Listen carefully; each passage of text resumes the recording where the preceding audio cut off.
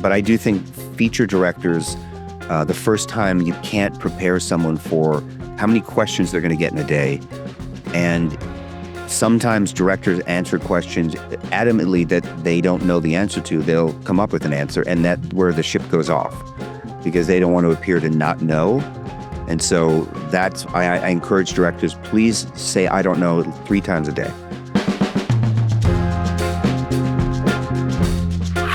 What's up, everyone? Welcome to Hollywood Unveiled, where we pull back the curtain on the Hollywood entertainment industry and get to know the people and stories behind the magic. I'm Jake. And I'm Logan. And Logan, today's guest is someone who truly lives and breathes the storytelling from every angle. He's an actor, director, producer, writer, teacher, and honestly, a total force in the independent filmmaking world. Logan, today our guest is Paul Kampf. It's a fantastic interview here. Can't wait to get into it. Oh yeah, he had a lot of super valuable information from acting to directing to just and a lot of great information for first-time filmmakers as well. Mm-hmm. I think it's going to be really something for everybody to digest. So Logan, I think the biggest thing he brings to it, collaboration. Yes, very important, and communication. Mm-hmm. So, but without any further ado, Logan, shall we just dive into it? Let's. Oh, thanks so much for being here. Good. Very happy to see you, Jake. And happy to see you, Logan. Thank you. Yeah, you too. To give a little background, Paul and I just wrapped up some work on a movie that he just directed called Harvest. I'm really excited to see how that goes. We just delivered shots, and I'm really happy to have been a part of it, and I'm really excited to see it come out. The fun part of this is this morning I just went through to see all your VFX dropped into the Conform. Mm-hmm. So I had to approve that, which was great. So thank you for the work. And as you know, it's a perfect example of this industry. It's about you meet someone, you have relationships, someone knows someone, and pretty soon you're doing work together, which is the great part of this networking that we do. Yeah, absolutely. And well, speaking of this industry and everything, how did it all start for you? Really, we love to find out people's paths, how they got into this industry, what drew you into entertainment, and I guess specifically acting. I guess that's where you started, right? Yeah. I mean, I had, it's a funny situation. Now I'm 20 years into, working the film industry, producing and directing and writing, but I never had any aspirations consciously to really enter this industry because I had no notion that I could ever get into the film and television industry. I grew up in northern Minnesota, middle of nowhere, and the thing that I got to college and I discovered acting, and it was sort of an epiphany for me that this was a place I wanted to work, and sort of threw myself into it. Did my undergrad in acting, and then went to graduate school. And then started a theater company in graduate school that was way too successful for, being, first-year grad student and second year. So we had a lot of luck and a lot of opportunity, and we brought in some international people, and it was very, very, like I said, way too much success. And then I moved the company to Chicago and ended up building a couple theaters there. So I was working as an actor and a writer and a producer of original theater for over a decade. And just never had. I had one experience in film. I acted in a David Schwimmer movie that he directed in Chicago. So that was it. I was really a glorified extra. But I ended up adapting a stage play of mine that had gotten a lot of attention in Chicago to a screenplay. Sent it to the one person I knew in Hollywood who sent it to someone who sent it to someone, that kind of thing. And then, sort of long story shorter, about 6 months later, I got a call from a casting director who was very prominent saying, I want to make your movie. Come out, meet me. And I went, Hollywood's fantastic. I went out to Hollywood and met with her. And she said, I'll cast this, but you need to find the $1.5 million. And I thought, oh, that's not what I thought. I thought, I was going to make a movie. Anyway, I went back to Chicago and ended up having a conversation with a woman who was a patron of the theater that I had worked in, and told her what I'd been up to and didn't know that they had a lot of money, billions of dollars. And she ended up, her and her husband financed the film. And, about 4 months later, I was in Utah shooting the film with Patrick Wilson and John Hurd and Neil McDonough, a really great cast, Scott Michael Campbell. And suddenly I was a director, had, no knowledge of what I'd ever really, I directed theater and I understood it, but you don't understand anything about filmmaking until you've been in post. And that was my biggest lesson until the film, I finished wrapping the film and I thought that was, we had a great time. It was a great experience.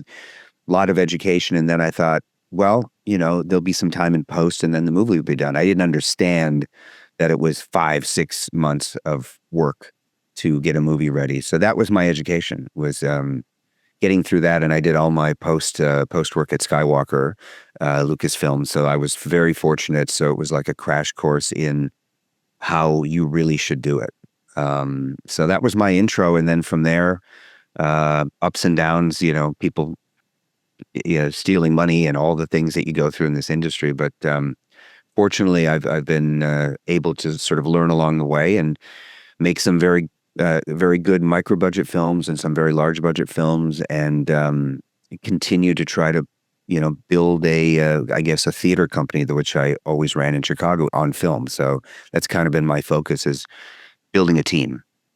Fantastic. Now, actually, on that note, I'm curious, what specific lessons did you take with transitioning from working almost exclusively in theater into branching out into film? Or do you try to approach them kind of the same way? I tried to approach them the same way. They aren't the same thing. So I'll give you a couple great examples of what I learned. One is, so the play is a self-contained play. It takes place primarily in one location, and so I adapted the screenplay as much as I could for multiple locations.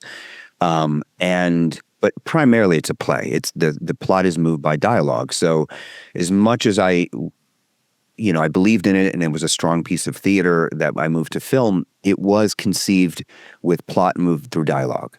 And there was a reality I was aware of, but I didn't really understand how much time that takes to move a story along in dialogue until you get on into the editing room and you realize we are here for a while. And it really started, that was a quick education in how can you move a story with essential dialogue, but images. And so from then on, that was a big lesson, because there's nothing more frustrating than realizing you need this scene in its entirety or most of it to actually move the story, but it's constructed and shot in a way in which you can't rework it, and you guys know in post, you're playing with a whole bunch of things, but sometimes you're trapped in the she said, he said, she said, he said, she said moment. So that was one lesson. The other lesson I just did a producing class, and I was talking about this, that there was a scene that wasn't in the play, but I had written it into the film, this really important scene where the main character, the father, John Hurd, runs into a baseball card collection and steals a Mickey Mantle baseball and runs out. And the first AD said, you're not going to use any of the stuff in the inside when you get in the edit, because I built this whole world in which he's going through and he's talking. It was my version of like, I need to show his world. And then the first assembly, it was just like, yep, that was $12,000 of wasted time and energy, because it just needed him running in and the police chasing him out, and you could get it. So those educations, as you guys know, they never end. You continually learn how you can be effective and minimal. But really, what I tell people is filmmakers, I produced a lot of first-time film feature directors, and I try to emphasize, until you're in post, you don't know what a movie is, because you're putting ingredients into it that you need or don't need. And so what I try to do is, working with filmmakers, is if I have a film I'm directing or producing, I try to bring them in and let them watch the assembly, let them watch the first cut, because they're going to see things that I wish someone would have done for me, which is let me watch a filmmaker go through post before I direct my first movie, because it just educates you into not being a slave to ideas that eventually are going to leave your movie. And time is money. So if you can save the time in the shoot and save the money, at least you have given yourself a little more of a chance to not have 30% of what you shot end up never making the cut.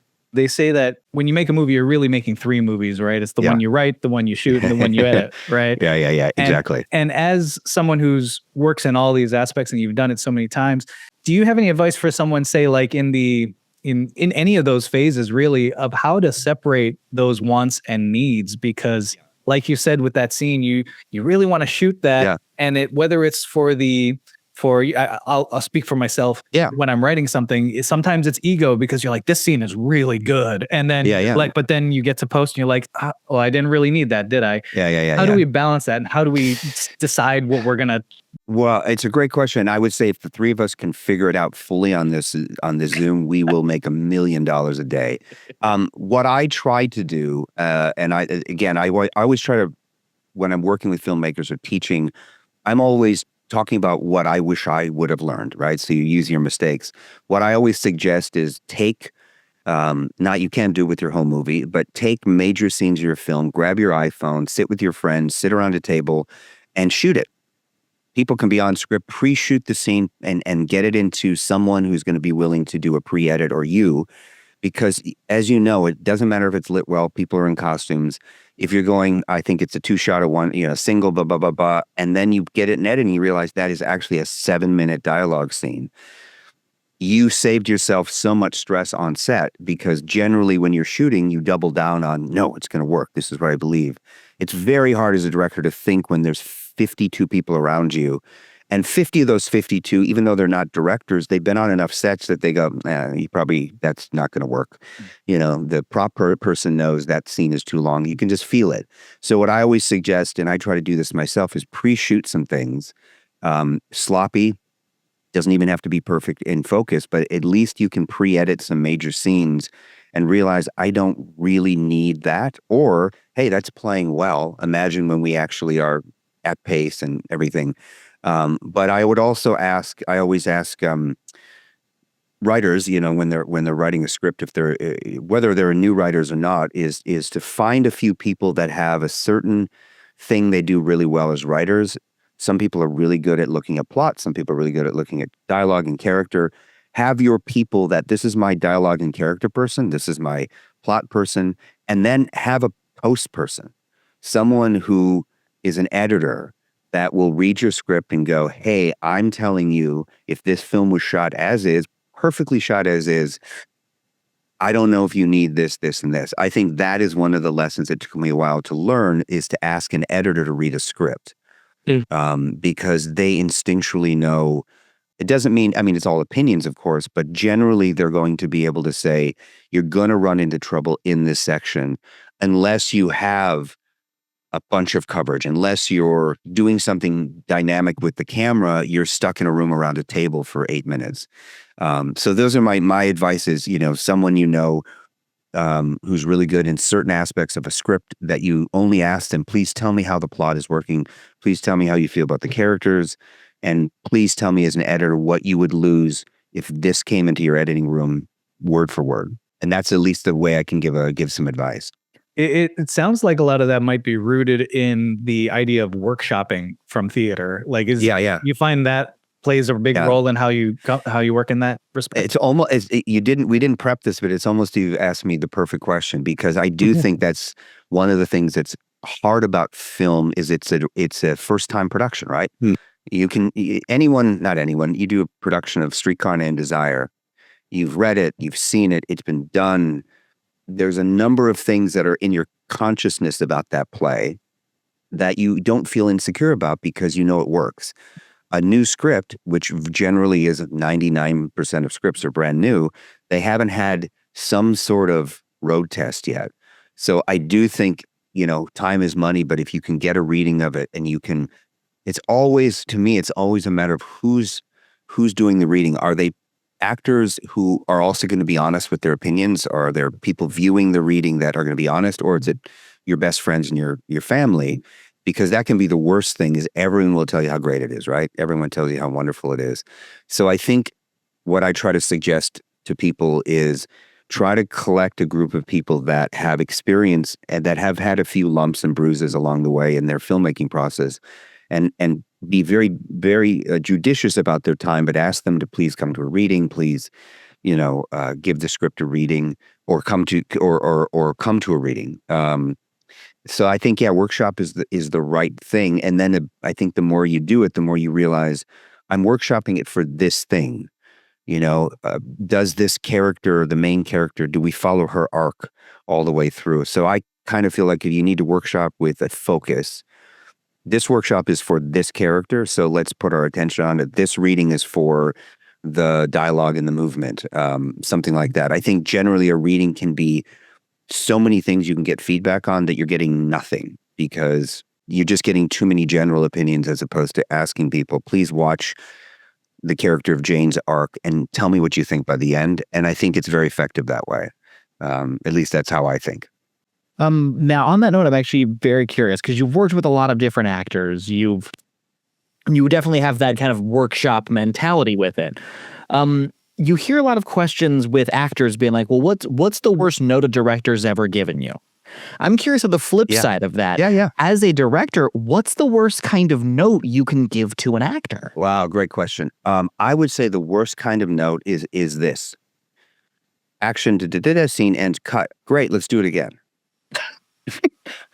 Unless you're able to say why, it doesn't mean you actually know exactly why, right? Sometimes you just need to feel it. I think for me, I come from acting and I've worked with so many actors, pretty amazing actors, and every one of them is their own understandable ball of neurosis.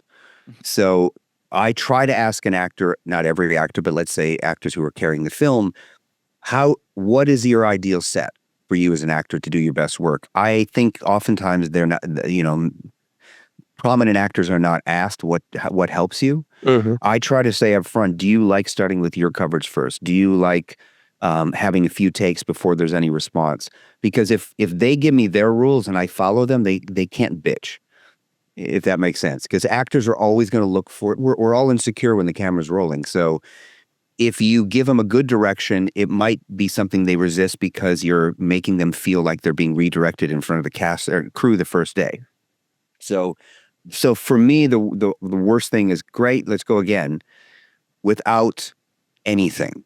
So to me, that's what's really important is, okay, we're going to go again. What I'd like to do is try to pick up the pace, or what I'd like to do is ask you to leave some room to improvise in the scene. Anything that gives them something to start the scene with, again, I think is helpful.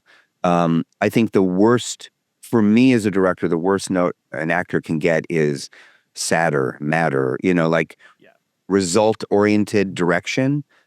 Sometimes actors want that. Tell me literally what you want, and but I think there's not enough, and this is my subjective opinion. I think that directing, a lot of directors have by nature come more out of music video or more out of visual, and they have a larger gap between understanding what an actor does, and therefore there are a lot of actors that come on set a bit defensive because they think they're just going to get result-oriented direction and not feeding them with something, or think about this or try this in the scene. So I feel like the best thing I can do is figure out what is the kind of horse, no pun intended, but kind of horse I'm riding in that. And I've worked with actors that I know the best thing I can do is go, great, that was wonderful. You know what? And then give them something. And others, you have to be very, no, that didn't work. It just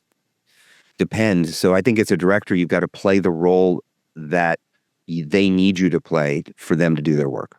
I've seen a lot of people who talk about having a musical background kind of help with pacing, whether it's acting or directing, that sort of thing. I believe you came from a musical background as well in, I think, percussion.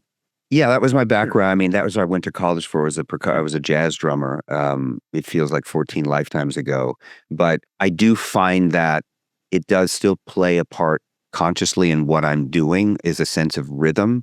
What we're doing in the scene, how is a movie, especially in the editing room, right? That's the key. But what I realize is if I don't have a sense of the edit rhythm in the shoot, it doesn't matter, because your raw material is your raw material. If you have a long dolly shot, you don't have fast cuts. You don't have something you can do with it. So I kind of feel like one of the lessons I've learned is I try to figure out, kind of a bit like an actor, a lot of actors will have some music they listen to for their character, right? This is a jazz guy, or this is a rock and roll. I try to figure out what's the genre of the music in the movie in my head, and then say, okay, what's that song today? It's a ballad today. Who is it? Even if I'm just listening to something that no one's aware of, I'm in a rhythm myself that I think is in some way the emotional tone of the scene. And it's maybe a little bit of a rope bridge. You're just setting it out to keep yourself going. But I think it's it's kind of important for me to think about what is the musical rhythm of the scene, and then I think unconsciously you help the visual choices and the acting choices kind of fall in that rhythm. If the more you do it, it sort of becomes hopefully part of your process. Yeah. Now, on that note, how do you feel about? I've heard stories of some directors where they will have like bits of music playing, just playing on set to kind of help like push the actors to be like, this is the vibe we're going for. Is that something that you believe in? It's a great question. I mean, when I first directed, I wasn't a film director, so I was reading and stealing. So I used that in my first film. I took a piece of Tom Waits music that I played before a certain scene, because that to me was it. Now, the great thing is I was able to get that piece from Mr. Waits for the movie, and I look back now, I kind of feel cringy about it because it was me saying, this is the song that is the emotion of the scene, but it was very personal to me. I don't think it hurt or helped the actors, but I think I was trying to, at that point for me, I would probably use music differently now. I would be comfortable using it on set. But I think at the time I almost wanted to show people that I knew what I was doing as a director. And so I think I was putting on a bit of a mask to say, hey, let's all listen to this song, let's get into it. But I want to mention, it was something you asked earlier that I learned, and this is a really positive thing I've taken from it. So I was shooting my first movie. I was maybe a week and a half into the film. And at the end of the day, I started talking to some of the crew members about what we were shooting the next day. It's the scene where the son confronts the father, blah, blah, blah, blah. And they looked at me like, well, we didn't get the script. We push dollies and move, lay cable. And I was shocked. It was coming from the theater.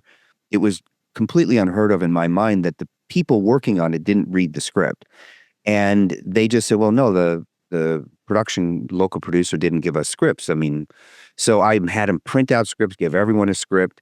And the great thing is the next day they came and they had read the script and they were all in it emotionally. And I realized at that point, oh, this is what was missing for me is I had a great relationship with the crew, but we weren't a team because I could feel there was something missing. And then when I realized they are just doing technical things based on direction. And once they read the script, once they were invited into the emotion, it was a beautiful thing. And that's one of the big things that I focus on is, if I produced a number of movies in Eastern Europe last year, is actually making sure as I talk to the crew members, did you get a chance to read the script? And if they say no, I said, great, here's the script. I'm going to give you a summary of the scene, or I want the director to do that because there is a difference when people know why they're walking up the hill.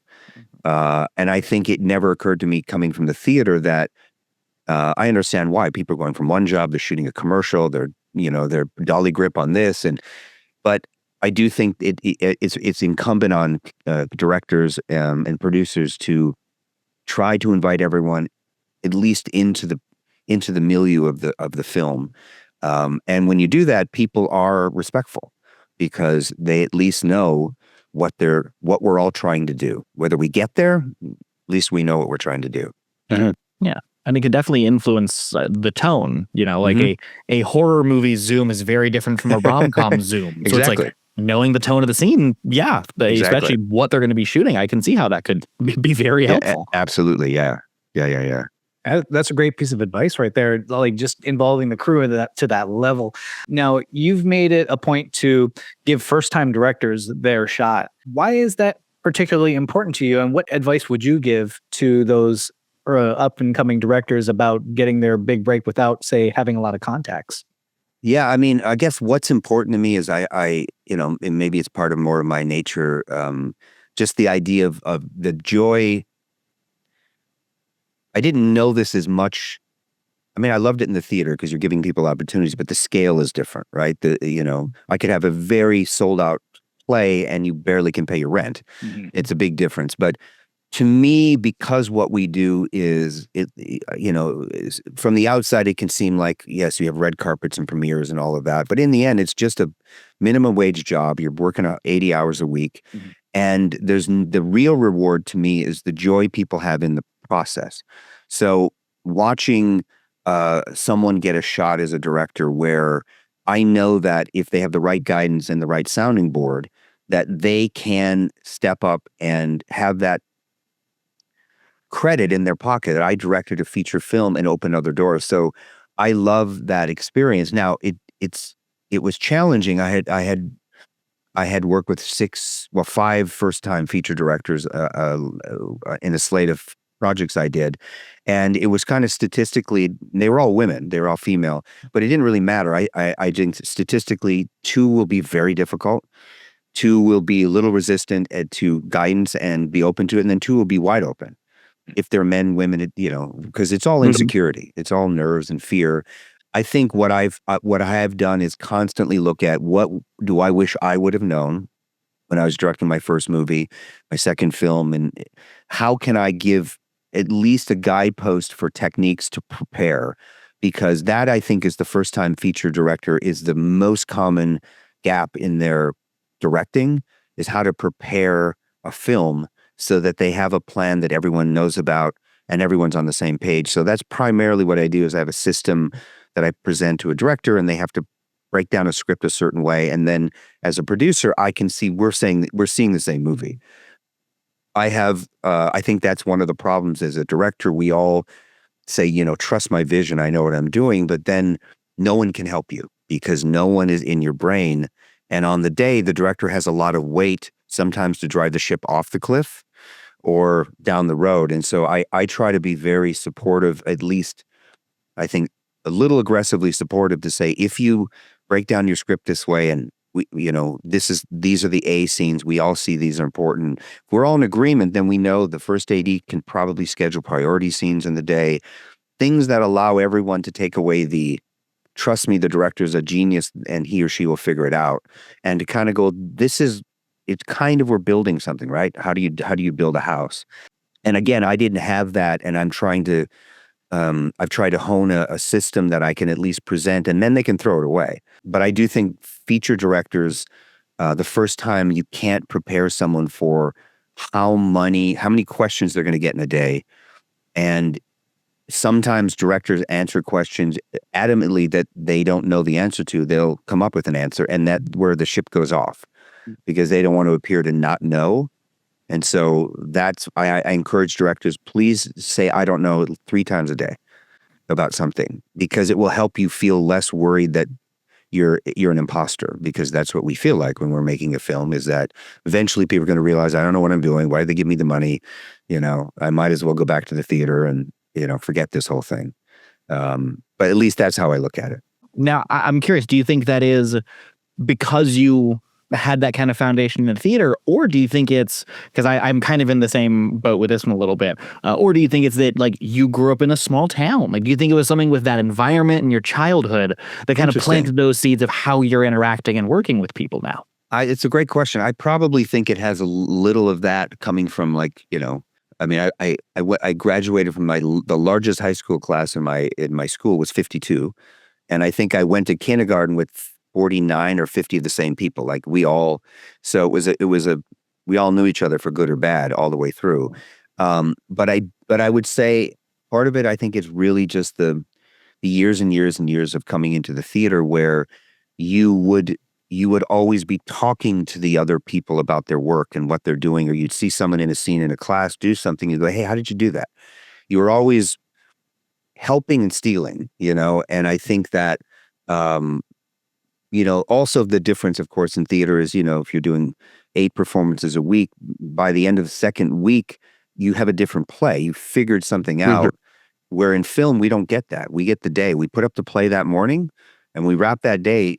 Unless you have a studio budget, you never go back to that day. So to me, it's like, how do we help make sure that that play was the best version that day? We have to set up another stage the next day. So I do think about it a little bit that way, is how do I make sure our opening and closing nights is one night? How do we get the best out of it? Hey everyone, thanks so much for watching. Hate to interrupt real quick. No, we don't hate to interrupt, because we need to, because otherwise we're just talking to ourselves. So if you're enjoying this, like, comment, subscribe, all that kind of good stuff. And Is there a particular part of the industry you want to hear us kind of tackle next? Let us know. Sound off in those comments below. You took the words right out of my mouth. That was the plan. Now, I love that your studio doesn't just train actors. You also put them in the projects that you make, right? Where did that model come from? And is there something to take away from that for other film schools, other productions in that respect? Yeah, so initially came out of it because I'd worked in the theater so much. I had an ensemble of actors that I wrote plays for. So I had the benefit of, I knew the talent. I knew people I was working with. Coming back to my initial opening, when I came out to Hollywood and I had this investor who put money in, I had written another screenplay, but it was the first time I wrote a screenplay that didn't start in a theater, so I could write going anywhere. And I had this a big film, and I had a very big producer who read it and came to me and said he wanted to produce, and he'd made major Academy Award winning movies. And I thought, Hollywood's fantastic. I have my second script. I'm going to direct it. So I closed my theaters. My wife and I moved out from Chicago to LA, and I was meeting with top actors, some A-list actors were going to do it. And then the producer said, hey, I've got a little delay in my money coming in. And I said, hey, don't worry. I have an investor that invests in my first film. Her and her husband are fantastic. And I introduced them. And within a weekend, the investors committed $20 million to my movie. And I was in pre-production. I was scouting. I was doing everything. And then I read that producer was also making a David Zucker movie. And I thought, oh, that's interesting. Haven't talked about it. And then it turned out that he talked the investor into putting the $20 million into that film.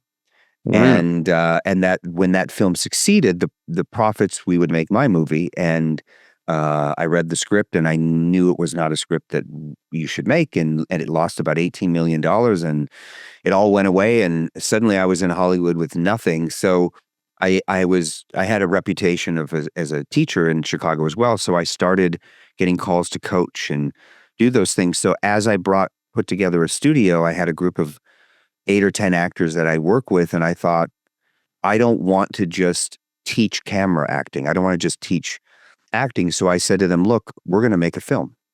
I don't want you to put any money into it, but I want you to commit to it. So I wrote a film for a group of 8 or 10 actors. And I was able to raise like $25,000, and I went off to Idlewild and did this very ensemble-like approach. We rented an Airbnb for the weekend. We shot there.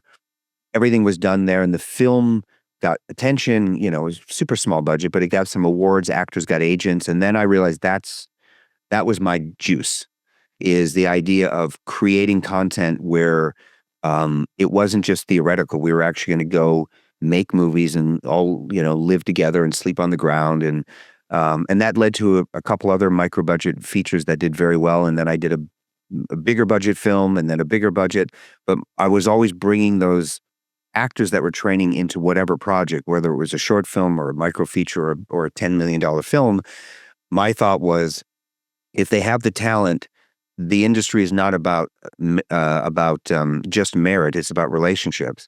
So that has always kind of been my approach. Sometimes it's difficult because you have a one-day role that realistically 6 different actors could play, and it's challenging because people all feel like they should play it. But I think I would rather have some people that I work with disappointed they didn't play that role than never get the audition, never get the opportunity. So that's kind of what I've really been holding on to, is being able to see people now, that I've worked with who are on film and television that I work with a lot, realizing that they in some ways got that journey because they were willing to go work for $100 and shoot a short film one weekend, and now they're on a TV show and making good money, and hopefully they understand that there's no difference. It's just the work, and the budgets will go up and down, but it's something that means something to me to be able to see people get their SAG card or get a couple days. I brought a bunch of actors into what I was doing in Europe. We had a bit of a repertory, so we had actors who were in multiple movies simultaneously. So we shot 2 films parallel. So some would be the supporting lead in one film, and then they play the cop in another one. So they got the repertory acting experience on film, which is something I want to try to amplify and do again, because I think there's something really amazing about cost effective. Fly someone over, and the film split the travel and costs and split all the other issues, other fees. But it's really great to watch an actor feel like they get to put on different hats and actually move between sets. It's kind of fun. Now, I'm curious with this because like it's clear that you're building that sense of family and very much that like theater troupe camaraderie. So it's clearly great when you're seeing, those younger actors who you're kind of helping to nurture in that. But when you're going to the theater and you're seeing a trailer for like the new Mission Impossible and you're seeing, Esai Morales, who you worked with for Imprisoned. Yeah. Do you still feel that same kind of like, oh, hey, there's my buddy? Like, do you still have that same Yeah, I mean, sense of it? it's great. I remember, we worked together on that film, and we were looking at some other things to do. And then I was on I don't know if I was on a phone call. Yeah, I think or a phone call with him, and he said, oh, he's in Europe shooting a film, and he didn't mention it was Mission Impossible. Yeah. But I mean, Esai is someone that, for me was, as a kid, you go, what a great actor. I'd love to work with him. Circumstances worked out. But I love seeing that. I just was driving in the same movie. I was just driving home from a meeting, and there's a big poster for The Amateur with Rami Malek and Lawrence Fishburne. And and Lawrence and I have remained very close friends. And it's great when you see, oh, he was talking about this thing he was doing with Rami Malek, and you go, oh, there it is. The funny thing is I have two daughters, and my oldest is very much pursuing acting, and she's very talented. But a lot of their childhood, they're around well-known actors and movie stars as friends. And so when they see those actors on TV or film, they tend to be pretty casual about it. Like, oh, that's, for me, I'm still that kid in Minnesota going, this is so weird. That isn't it weird for you that you see that actor that we just had dinner with a couple weeks ago? Like, yeah, it's a friend. So I guess I'm still a fan of the excitement of the industry, because in the end, it's all kind of magical that it happens. And I had an Irish actress I work with, so talented. I mean, she was kind of very well known before she came to LA, and we worked together and we did in classes. And then she played a role in a micro budget film and won some acting awards and went back to England. And now I think she was BAFTA nominated this year. And, you see on Facebook and you go, oh, Victoria's doing this and she's on, this show and things are going well. And you feel like, wow, that's fantastic. And then you realize so much time has passed. What might have happened in someone's life in the last 3 years? But it always circles back. That's the crazy thing about the film industry is that's why I always say, treat people the way you want to be treated, because you're going to run into them again. And you're going to, especially if you shoot in certain areas of the country where you have crew members, you're going to see them again, and they're either going to want to work with you or not. But yeah, it's a pretty privileged situation sometimes we find ourselves in. I don't know how high your nerd flag flies like mine, but I do just love the fact that you've worked with two Adamas from the Galactico universe. So that's been good. That's great. Yeah. But as far you mentioned Imprisoned, I mean, I haven't seen the film yet. I am dying to now. Now meeting you and finding out about it, and I noticed that it seems to have a very strong, heavy tone to it. And I noticed that like your latest film too, Harvest, it's got some pretty heavy subject matter as well. Yeah. Is there something about doing these stories that are just these deeply impactful experiences that people are going through that you find is important to do or important to tell in these stories? And is there anything that doing these sort of stories has affected your approach to filmmaking? I mean, there's a percentage of films I've made that are small compared to what I've written, but I always tend to gravitate toward films about justice and injustice. And that to me is kind of a thematic element, I guess, of most of what I do is the idea of injustice and how we overcome that. It's great drama. With Imprisoned, it was a fictional story, but it was really about, someone who's wrongly imprisoned and they have a chance to seek revenge, and then eventually they don't because they've changed, and that's the message of the movie. But the joy of, I'll say, of making that film is we were, when you see the film, I just was down in Puerto Rico again doing some workshops, and there was someone in a workshop who recently saw the film, and he was talking all about it. But all of the men in the prison are formerly incarcerated men. We brought them in, we employed them, we gave them work, and so part of kind of maybe in the theater approach I have is that I understand you go into a community and make a movie. A lot of times it's like a smash and grab. You go in, you set up, and then it's like you leave garbage behind. And I think about it as, how can you be impactful when you make a film? How can you employ the community? How can you bring the community into it? So that was a great example of the theme of the movie being about how do we practice that in the making of the movie, that it's about opportunities and forgiveness and moving forward. Harvest, is based on a sort of inspired by a true story of illegal organ harvesting and a man who gets a heart unbeknownst to him and has the memories of the man that was killed. And so he's haunted by that and then ends up, creating a really powerful message in the movie of justice. I'm drawn toward those movies because I do think that they have long sort of Greek themes of something that's more important. And I just don't think those are movies that are being made as much as I think they should be.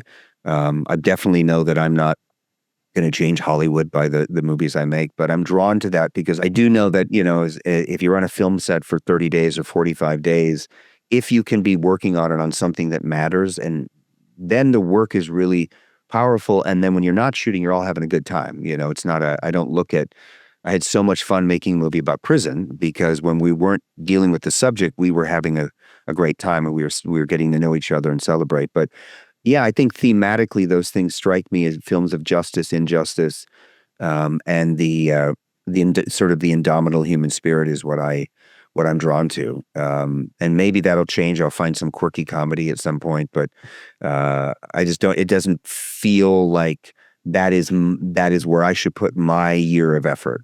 There are other people who should be doing that because they can really enjoy the silly on camera. I enjoy silly in life, but I feel like when I'm working on a film, it's just too much effort for something that might not have enough lessons. And I know it sounds kind of convoluted, but I feel like if we're going to do it that long and dig in, what are we going to learn from it? So that would be a long answer to your question. Now, with your background so steeped in theater, especially with the current trend of kind of getting more of these popularized adaptations, is there a particular stage production, musical or otherwise, where you're like, ooh, I'd be curious to dip my toe into an adaptation of that kind of thing?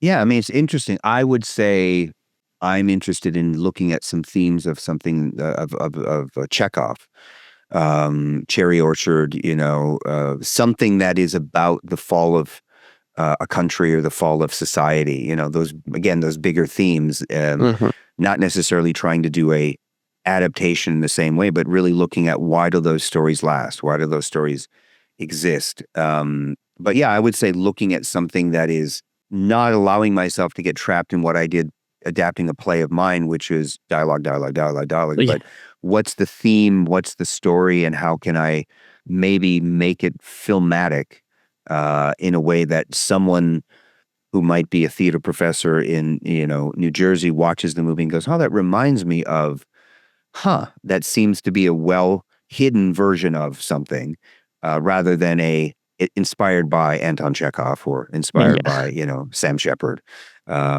So that it doesn't feel like you're watching it through a lens, you're watching it fresh, but those themes actually are there for a reason. That's why, Shakespeare exists.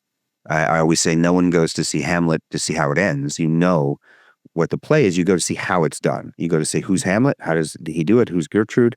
And I think the themes of betrayal and revenge are, we're steeped in it all over film and TV, right? What sells today is what sold in Shakespeare's time was popular revenge and sex comedies.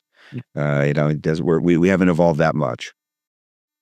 Now, in your process of learning to be working in film, like from theater and sort of your real life film school, so to speak. For anybody else working in, say, other departments like post, sound, wardrobes, really any department, is there something that they could do that makes your life as a director easier, or vice versa, for performers and such? Yeah, I mean, I would say Post is a great example of directors being, and I say myself, doing everything you can to get, if you're going to work with an editor, get that editor involved before you shoot. Have those conversations, go have a beer and talk about those scenes, because that's the person. And again, when I first made a film, you didn't realize, right? You don't know. I made a movie and then I hired an editor. But you're going to spend more time with your editor than anyone else in the whole process, and you haven't even met that person yet. So the more you can say, if I've worked with an editor, I want him or her to edit this next movie, but you go, this is a script, it's greenlit, we're making it. Let's talk through now ideas, because I know that an editor is a director. Ultimately, an editor, whether he or she is intending to be a director, they are a director because they are shaping the story, the rhythm, the character. They're rewriting with you. They're throwing you ideas that you can't believe as a director you're going to consider, and then you can't imagine any other way because the way they put it together. So I would say I would encourage directors to try to, like I said, spend time with an editor before you shoot, before you get on that set. Or one of the things I practically do is, you can see in your schedule, behind schedule, next, 2 days from now, we have the big scene. And you realize, you might not have the time you think. Call your editor and say, is there anything in this scene you think we can live without? Like, give yourself a sounding board, because you're going to help yourself in that way. Same with VFX, having someone on set or having someone look at your script and then sit down with you and say, hey, I think you're going to have a problem with this scenario. If you don't have that person. The film that you came into VFX for, we were supposed to have a VFX on-set supervisor. There are reasons my local partner didn't do it. And we had to go, okay, this is how we're going to have to solve it, knowing it's going to cause problems in post. You're going to have to take out wires, everything you had to do. I knew would be a problem, but I thought I got to get it and then solve it in post, which hurts me to say because you don't want to do that. But what I was afraid of is making some specific choices that I thought would make it easier, but I could do the process wrong and not be able to do it in post, or I could do the process where I know it's going to cost time and money to paint it out, but I'll have it. And so I had to make that decision. But had I not been through post a lot, I probably wouldn't have even considered the problems I would have. I would just go, shoot it, we're fine, I did write a whole book about that, by the way. I know, you've got a very good book. I'm going through it. But I have a question that it may not be fully formed or well articulated, so I do apologize in advance. It's about getting into post-production, especially on your first film. And you said for your first film, going to post-production, you got to go through Skywalker Ranch, right? Yeah. My question is, how? Yeah, it's a great example. So my editor, I finished the film in Utah. We had a bunch of editors that we interviewed. One of the editor we hired had won an Emmy for George Lucas doing the Indiana Jones series. And he'd worked at Lucasfilm. And so, I edited, we shot it on film, 35 millimeter, because it was 2005, 2004 or 5. So it wasn't really digital yet, as much as it is now, or it's all now digital almost. Anyway, so it's a small little indie film. And he said, we didn't know where we were going to do post sound, and we edited the film in LA. And he said, well, let me send it to, someone I know there and see, just who knows. And they watched it and they said, we really would love to do this film. And they brought their budget. I mean, it was still more than we had, but we worked it out. And I was able to go there. And again, it was literally like learning how to walk, because you go into this place, which is to me, the best in the world, and you're watching this process play out, every detail. And I can tell you a couple quick stories that were really, really informative. One of them was, we didn't have all of the time and money of the other films, but what I really saw was, we were the small little film. When I say in their small studio, it's bigger than most sound mix studios in the world, but their small stage was huge for me. But we would have people, there were films being done in the other stages. Foley artists would come over on their break and help us. They would go to the Foley stage and walk around on glass, and everyone was kicking in because we were the little film. We were like $1 million movie. And it was so inspiring to see that they were all artists. And the other story is I was there when Clint Eastwood and Ron Howard were mixing films, and I had a chance to bump into them in the director's kitchen, and they were so wonderful to me, and they found out it was my first movie, and they were so generous about their time and talking to me. And I realized that now I know what they were thinking is, oh, he doesn't know what he's in for. He doesn't know what he doesn't know. So they were both in their own way really, really helpful. But it really spoiled me when making that film. And then they've invited me. I did Imprison there as well. And they were actually, usually when I have a feature film, I'll get an email saying, hey, are you interested in coming up here? We just had a good relationship. And then Harvest we were going to do there, but some issues came up and we couldn't make it work out. But it was the best education, because as I work anywhere else, you know what to look for, you know what to ask for, and then you realize that can't be on the menu. The menu here is not as wide as, let's say, Skywalker. But it was exciting because it was the first time I worked at such a level where you realize they care so much about what they do. Mm. It's not a job. It's like they get paid to do what they love. And it was a reminder that this industry is made up of at every level, the most interesting creative people, and it's not just show up and get paid. It's really about the work. So hopefully, I knock on wood, I'll be back there with something else in the future. Fingers crossed. Oh yeah. Now, because you've been, I would say a staple kind of in the industry, you've seen it. Like all of us have changed over the last several years, going from streaming to virtual production to now using AI and that kind of stuff. How have you adjusted the way you tell stories or get projects made using those new techniques? And where do you potentially think it's all heading? Well, I think the limitation is stimulation is a really important thing to remember, is that you never have enough time or money, so you have to get creative, right? How do you do it? I think the biggest issue I see now, and it leads to the answer of the question, where's it going, is that there's so much content being made. And so the buyers are in a situation where you don't have any leverage because they can choose, unless there's something that really jumps out in the marketplace, they have you. So you can make a $5 million budget and they can offer you $1 million for the film, knowing it's worth $5 million, but they don't need to offer you more because that's where it is. I think that's the hardest part right now. We're in this crisis of there's too much content, and the leverage is in the distributor's hands. Conversely, I think the future is, and I'm working on a few endeavors with companies now, I think the future is two levels of filmmaking. There's studio, there's Star Wars, and there's, action movies, and then there's direct distribution that you own. And I think that's the future, is that filmmakers are going to be creating content on their own channels, and they're going to either make it through revenue from views, like a YouTube distribution, or they're going to have a direct platform distribution. I think if you look at a model like, if you remember Prince back in the day when he had his own label and, he was selling 20% of the number of albums he sold before, but was making 80% more money because he owned it.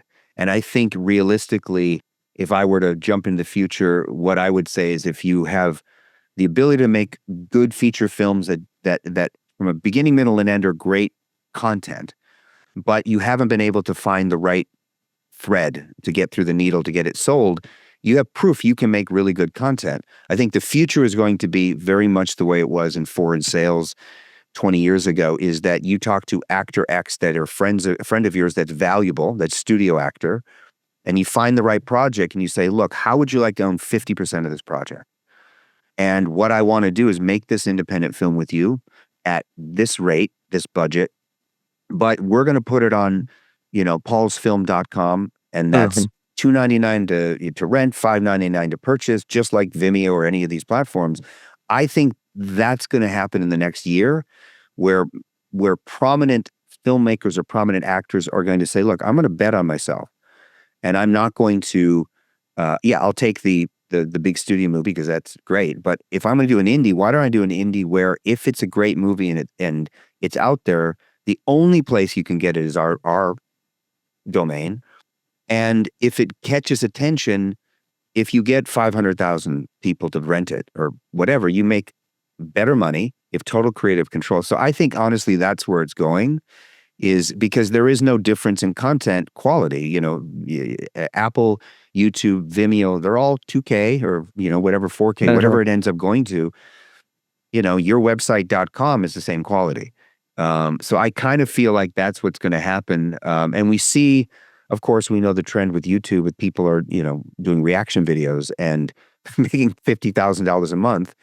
And you go, what if there was we understand people are willing to go somewhere and watch something. What if you even release something without a paywall? It's just through your channel with views. So someone's going to crack that. Because until they do, distributors will have all the cards, and you're gonna end up making films just for your rate. And as an actor, yeah, okay, I'm gonna make a film no one's gonna see, which is unfortunate. But as a filmmaker, it's a year of your life, and then you have a film that doesn't get anywhere, and you can have people watch it, and I get emails about films that didn't get wide distribution that people will be very complimentary. Why? I can't believe this movie wasn't out there. I don't know why people didn't see it. And you go, well, we didn't have the stars line up and the thing, and you know, and I think that's disappointing. I don't want to say there's too much content because you want everyone to make content, but there's too much leverage in the buyer's hands right now because they don't need to be picky. They can. You know, they look at things as you know, content, not films. You know, I need an hour and a half of content. Right? I just go, okay, I don't know if any filmmaker spends a year of their life to fill an hour and a half of content or 2 hours of content. They're telling a story. So hopefully there'll be more of a sense of united artist approach where people get together and say, you know what, let's do our own little fiefdom over here and let's own all of it. And if we get hired for the other projects, you go off and do something, you know, God bless you, go do that movie that pays you. But in between, you're either going to shoot something that you can believe in, or you're just going to wait for someone else to find you. And I think we're past those days where people are going to knock on your door or call your agent. It doesn't really work that way. So that's my passion. I believe that's where it's going. And I have some things I'm working on to to put it into practice myself and be a guinea pig and see if it works. Well, I completely agree with you on the trend of people just putting their own money into something, making the thing, and then getting it out there. What advice do you have to somebody as far as getting it seen at that point? Because I know that a lot of these filmmakers, they'll put every cent they've got into making the film, but then they don't necessarily have money for a marketing budget. And I know marketing can be one of the most expensive things out there. Yeah, I mean, the lesson is evolving lesson because you have to go between the passionate part of you that thinks you're the exception to the rule, right? My movie is going to be the one that, don't worry, we don't need P&A money for marketing or anything. It's going to be, you know, I don't know how many cafes I've sat in and heard the phrase, we're going to get into Sundance. Like, you hear it because, hey, we got this artsy indie film. We got this actor who was hot in the 90s, you know. We all convince ourselves of the delusion that we're the exception to the rule. And then unfortunately someone is, and we all go, well, then I can, that'll be me next. Right. But I do think that my best advice is, and I didn't do it because I didn't think about it. I jumped from theater to a feature film. But I would say most of Hollywood is there's a lot of people in Hollywood who are director writers or director producers who've not ever finished something. They've actually never made a short film, beginning, middle, and end. They have gone to film school or they've studied, and they have 3 scripts they've written, and they have a shooting plan, and they have a budget, but they've never built a house. And I think my best advice to someone is build a house, make a short film, and maybe make a short film that you'll never show anyone so you can figure out how you make a short film. If you go through the shooting or the prepping, the shooting, and the post process, you know everything about making a movie. You just have to scale it and, you know, but I think a lot of times people have not been through the whole process, as I was saying earlier, where they shoot it, then they get in the editing room and they realize I have to clean the sound and I have to have a, score and color correct. And once you do that, you can ask yourself, does this film represent something that I want people to see creatively. And at that case, don't assume you're ever going to make money off a short film. Just either enter it into every film festival you can afford. I always tell people have $500 for film submissions, so you can at least put it into 20 submissions. But if you don't get it out there on film festivals, throw it on a channel, throw it on YouTube, throw it on somewhere, and send links to people. Because I know the instinct that we all have is, and actors especially, I talk to actors about this, they don't want to show their work unless they have something big on their reel, you know, or they don't want to show their work as a director unless it like, I want to shoot something with a well-known actor so people take me seriously. And we spend all of our time trying to get to a place where we have something that we think shows that we're valuable, but the work shows it. I always tell actors, you should have, if you haven't been on Two Broke Girls or whatever TV show, you should be shooting auditions, taping them and putting a reel together, because casting directors and directors, that's what they see. Someone in front of a camera with shitty lighting, playing a scene from something that has truth. And a lot of reasons actors don't do that is they actually don't know if they're good, because if you start sending your stuff out of you just doing your work, you're going to hear a lot of comments. So you wait until it's shiny and it's edited and it's the perfect scene from something. But how often does an actor get a chance to build a reel of things that are substantial films, right? You don't. And my advice is the parallel for the filmmaker: shoot things, edit things together, figure out how to make soup. And then, you know, if the worst case scenario is you spend $500 on each movie that you shoot, and you shoot with your iPhone or whatever, just shoot stories. Maybe you shoot 5 and you only show 2. Great. Those 3 are going to be educational. But I do think that is one of everyone says shoot, shoot, shoot, but I would say shoot and finish your film. You know, I mean, I'm sure, you know, the amount of almost baked bread that is out there in this industry, because people not finishing a film usually shows you didn't have a plan to shoot it, and you got to the editing room or you have the footage and you go, oh,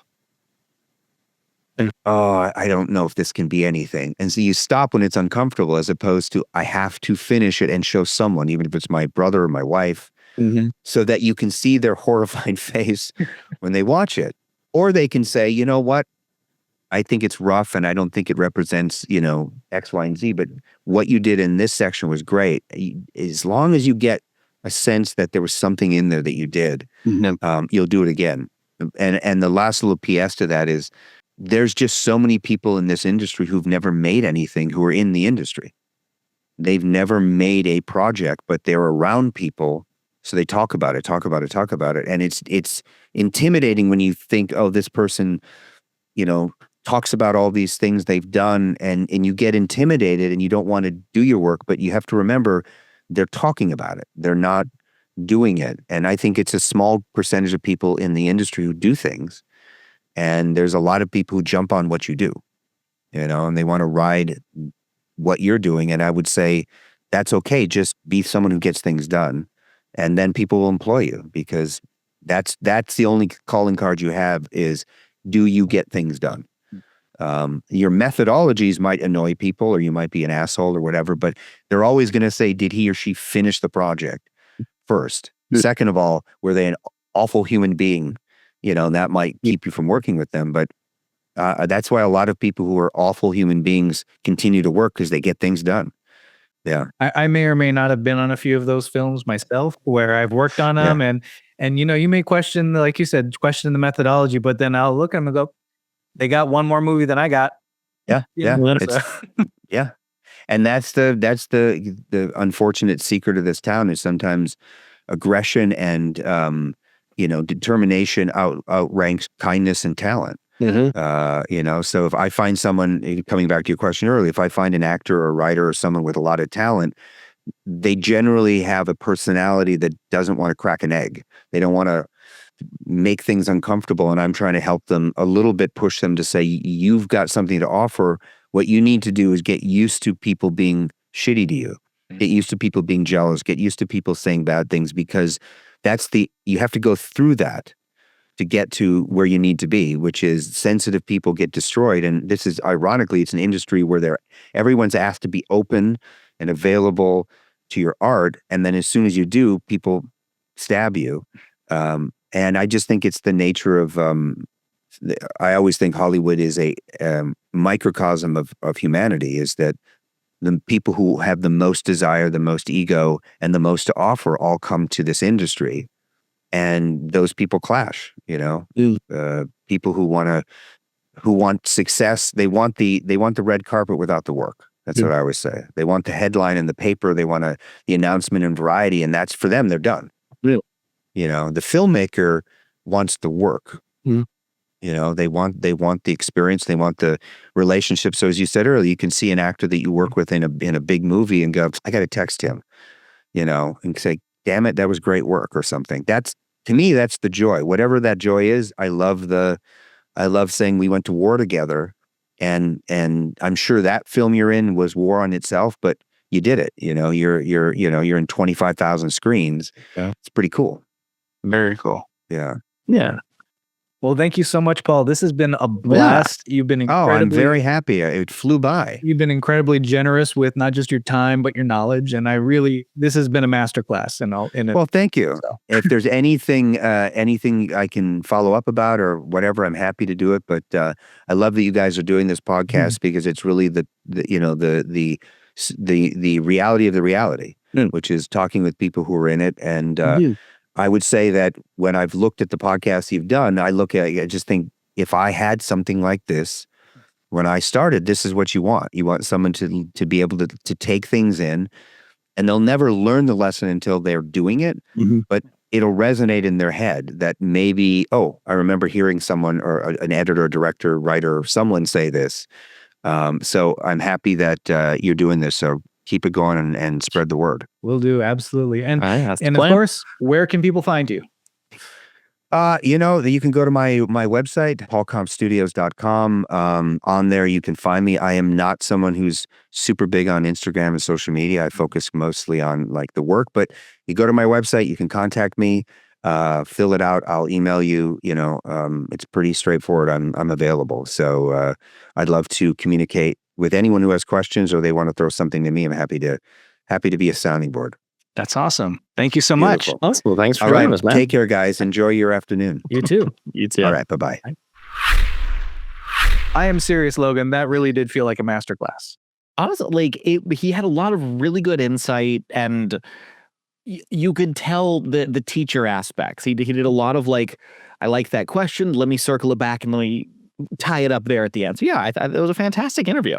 One of my big takeaways from that was not just the collaboration of everything, but the workshopping of things, because that really is something rooted in theater of okay, we're just going to act out the scene, see what works, see what doesn't, rehearsing scenes as much as you can too. I think that was something that he really communicated as a really powerful tool for any filmmaker. I think that helps you really reduce the waste when it comes to time and money on set, when you're writing, all these things. Oh yeah. And I think he definitely showed that there's this idea in Hollywood, or should be this idea in Hollywood, which is when you're on set and you're working together to bring a project together, it doesn't matter where the idea comes from.